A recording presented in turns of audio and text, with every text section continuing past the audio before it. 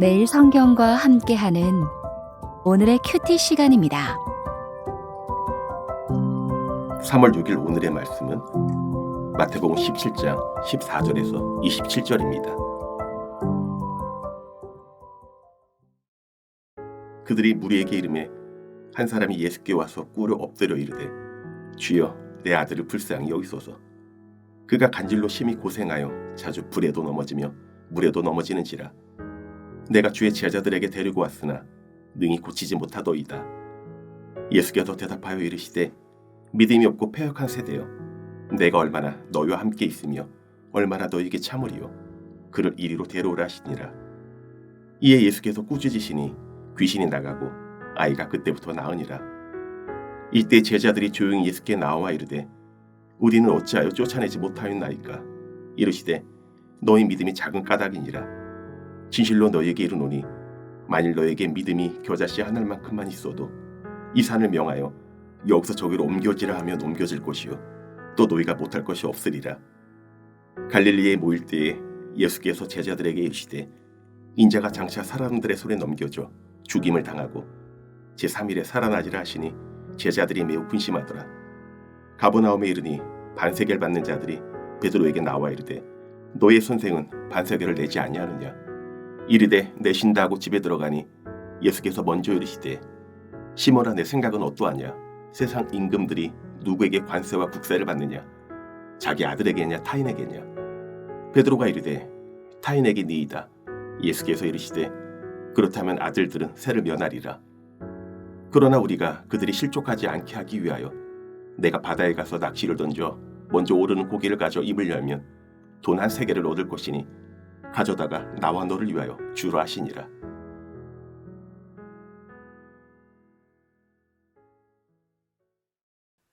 (3월 6일) 월요일입니다.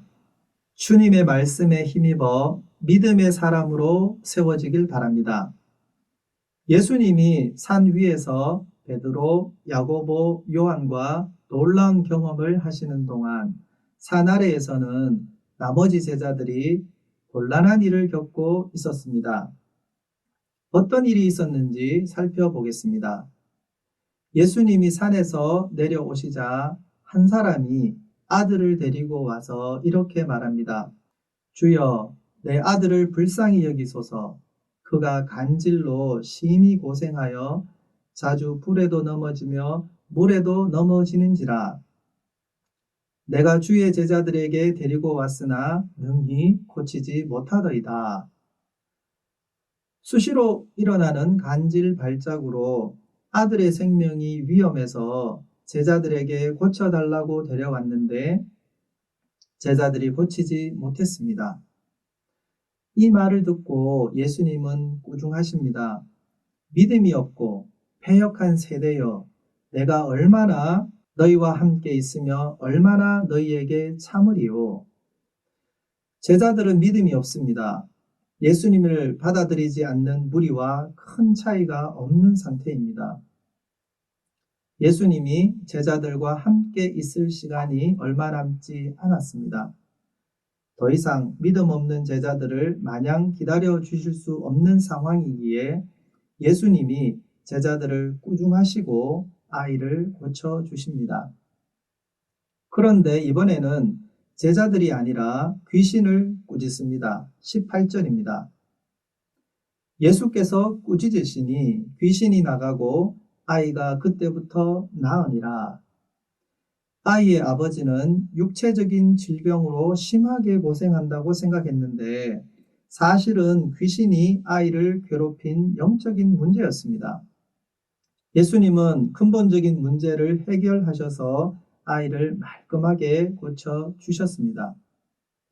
예수님이 아이를 고쳐주시고 아버지와 아들이 떠나자 제자들이 조용히 예수님께 나와서 묻습니다. 우리는 어찌하여 쫓아내지 못하였나이까? 예수님은 이미 제자들에게 귀신을 쫓아내고 병 고치는 능력을 주셨습니다. 마태복음 10장 1절입니다. 예수께서 그의 12 제자를 부르사 더러운 귀신을 쫓아내며 모든 병과 모든 약한 것을 고치는 권능을 주시니라. 제자들은 예수님에게 받은 능력을 사용하여 전도 여행을 다녀왔습니다. 전에는 병도 고치고 귀신도 쫓아냈습니다. 그런데 오늘은 왜 아들을 간질로 괴롭히는 귀신을 쫓아내지 못했을까요? 20절입니다. 너희 믿음이 작은 까닭이니라. 진실로 너희에게 이르노니 만일 너희에게 믿음이 겨자씨 한 알만큼만 있어도 이 산을 명하여 여기서 저기로 옮겨지라 하면 옮겨질 것이요 또 너희가 못할 것이 없으리라. 예수님은 제자들의 믿음이 작기 때문이라고 말씀하십니다. 그런데 작아도 너무 작습니다. 겨자씨 한 알만큼만 있어도 산이 옮겨진다고 하셨으니 제자들에게는 겨자씨 한 알 크기의 믿음도 없다는 뜻입니다. 사람들이 흔히 보는 씨앗 중에서 가장 작은 씨인 겨자씨 한 알만한 믿음. 제자들에게 이 믿음이 없습니다. 예수님은 제자들을 떠나신 다음에도 제자들이 예수님의 능력을 전적으로 신뢰하는 믿음을 기대하시는데 제자들은 아직도 많이 부족하기만 합니다. 이어서 갈릴리로 장소가 바뀝니다. 이곳에서 예수님이 두 번째로 죽음과 부활에 대해 말씀하십니다. 예수님은 제자들이 참된 믿음으로 무장하기를 바라시는데 제자들은 자기들을 떠나실 예수님의 부재에만 겁을 먹고 염려합니다. 가버나움에서는 성전세를 내는 일로 제자들을 가르치십니다. 유대인 남자들은 성전을 돌보는 데 사용하는 비용으로 해마다 반세겔씩 성전세를 자발적으로 냈습니다. 세상 나라에서 왕의 아들은 세금을 면제받듯이 하나님 나라에서 하나님의 아들은 세금을 낼 필요가 없습니다. 예수님은 이 말씀으로 자신이 하나님의 아들이신 것과 제자들이 하나님의 자녀가 된 것을 깨우쳐 주셨습니다. 하지만 불필요한 논쟁을 피하기 위해서 베드로가 낚시로 건져 올린 물고기 입에서 한 세겔을 얻어 자신과 베드로의 성전세를 내게 하십니다.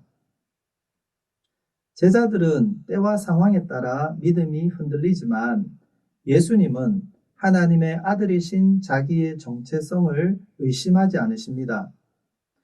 오늘 말씀을 묵상하면서 하나님의 능력을 신뢰하는 믿음이 있는지 돌아보기를 바랍니다.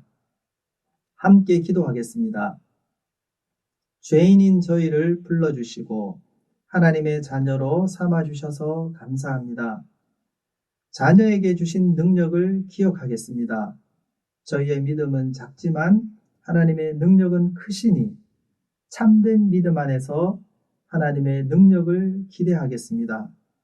예수 그리스도 이름으로 기도합니다. 아멘.